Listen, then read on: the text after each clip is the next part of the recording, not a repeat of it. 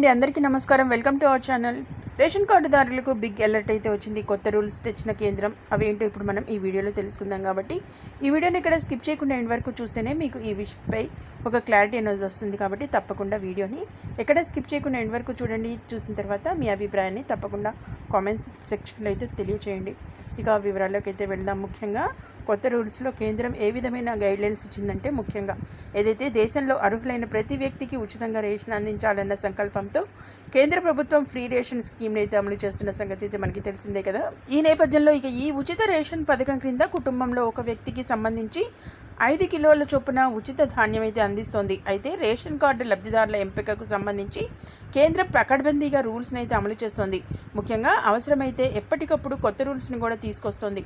ఈ నేపథ్యంలోనే ఇక రేషన్ కార్డు లబ్ధిదారులు ఈ రూల్స్ గురించి తప్పనిసరిగా తెలుసుకోవాల్సి ఉంటుంది. కాబట్టి ఈ వీడియోని ఎక్కడ స్కిప్ చేయకుండా ఫ్రెండ్స్ చూడండి. అంతేకాకుండా మీ అభిప్రాయాన్ని కూడా తప్పకుండా కామెంట్ సెక్షన్లో తెలియజేయండి. అలాగే వీడియోని ఇంకా లైక్ చేయకపోతే వెంటనే ఒక లైక్ ఇచ్చి మన ఛానల్ని సపోర్ట్ చేయండి. ఎందుకంటే మంచి మంచి అప్డేట్స్ అనేవి మన ఛానల్లో పోస్ట్ చేయడానికి గాను మీ లైక్ అనేది ఎంతో మోటివేషన్గా ఉంటుందని గుర్తుంచుకొని తప్పకుండా లైక్ చేసి సపోర్ట్ చేయండి. కేంద్ర ప్రభుత్వం రూపొందించిన నియమాల ప్రకారం చూసినట్లయితే కొందరికి మాత్రం ఇక ప్రభుత్వ రేషన్ అయితే అందదు. అది ఎవరికి అని చూసినట్లయితే ముఖ్యంగా కుటుంబ ఆదాయం గ్రామాల్లో 2 లక్షలు, అలాగే పట్టణాల్లో 3 లక్షల మించి ఉంటే వారు రేషన్ కార్డుకి అనర్హులైతే అవుతారు.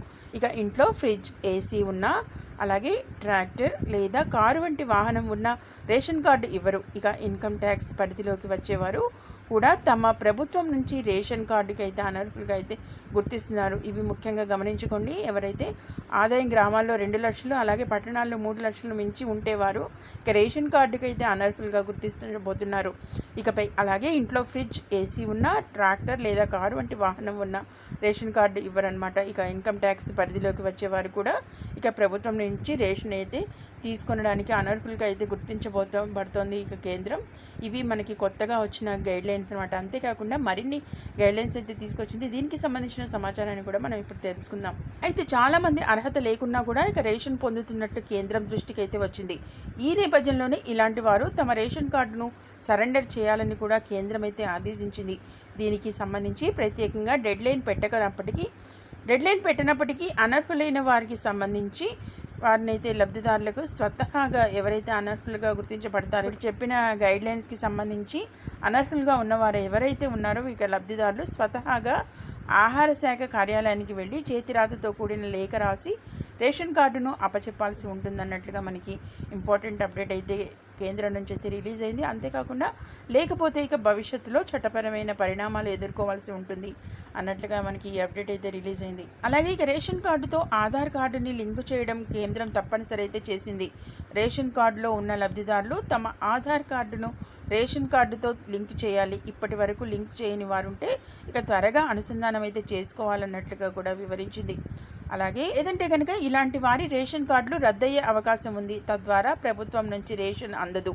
మరోవైపు కొందరు పెళ్లైన కుమార్తెల పేరు మీద ఇంకా రేషన్ అయితే పొందుతున్నట్లు కేంద్రం గమనించింది. ఇలాంటి వారిని గుర్తించి ప్రభుత్వమే వారి పేర్లనైతే తొలగిస్తోంది. అలాగే కేంద్రం 1 నేషన్ 1 రేషన్ విధానాన్ని అయితే అమల్లోనికి తీసుకువచ్చినందుకు గాను ఇక రేషన్ కార్డు రూల్స్ని పటిష్టం చేస్తోంది. జాతీయ ఆహార భద్రతా చట్టం ఏదైతే 2013 ప్రకారం ఆహార శాఖ ద్వారా కేంద్రం రేషన్ కార్డులను మంజూరు చేస్తున్న నేపథ్యంలో ఇక దారిద్ర్య రేఖకు దిగువన ఉన్నవారు ఎవరైతే గ్రామీణ ప్రాంతాల్లో 1.5 లక్షలు, అలాగే పట్టణ ప్రాంతాల్లో 2 లక్షల లోపు ఆదాయం కలిగిన వారు ఎవరైతే ఉన్నారో వీరికి సంబంధించి, అలాగే 3.5 ఎకరాల లోపు పంట పొలాలు, అంతేకాకుండా 7.5 ఎకరాల లోపు బీడు భూములు ఉన్న వారందరూ ఇక రేషన్ కార్డు పొందడానికి అయితే గుర్తిస్తోంది. అలాగే ఎవరైతే ఇక భూమి లేని వ్యవసాయ కూలీలు, ఒంటరి మహిళలు, కుమ్మర్లు, చేనేత కార్మికులు, చెప్పులు కుట్టేవారు, కమ్మరి, వడ్రంగులు వంటి చేతి వృత్తుల వారు, అంతేకాక ఇక దినసరి కూలీలు, మురికివాడ ప్రజలు, రిక్షా పుల్లర్లు, డ్రైవర్లు, పండ్లు పూలు అమ్మేవారు, అలాగే ఇక చెత్త ఏరుకునేవారు వంటి అసంఘటిత రంగ కార్మికులకు సంబంధించి ఇక వీరికైతే ఫ్రీ రేషన్ స్కీమ్ కింద రేషన్ అయితే పొందొచ్చు. వీరికైతే రేషన్ అయితే అందబడుతోంది అన్నట్లుగా కూడా మనకి వివరించిన నేపథ్యంలో ఈ మెయిన్ ఇంపార్టెంట్ అప్డేట్ అయితే ఈ విధంగా ఉంది. మరి ఈ రేషన్ అప్డేట్పై మీ అభిప్రాయాన్ని తప్పకుండా కామెంట్ సెక్షన్లో తెలియజేయండి. అంతేకాకుండా మరిన్ని ఇలాంటి లేటెస్ట్ ఇంపార్టెంట్ అప్డేట్స్ ఎప్పటికప్పుడు మీ మొబైల్లో నోటిఫికేషన్గా పొందేందుకు గాను తప్పకుండా వీడియోని లైక్ చేసి సపోర్ట్ చేయండి. Okay, thank you for watching.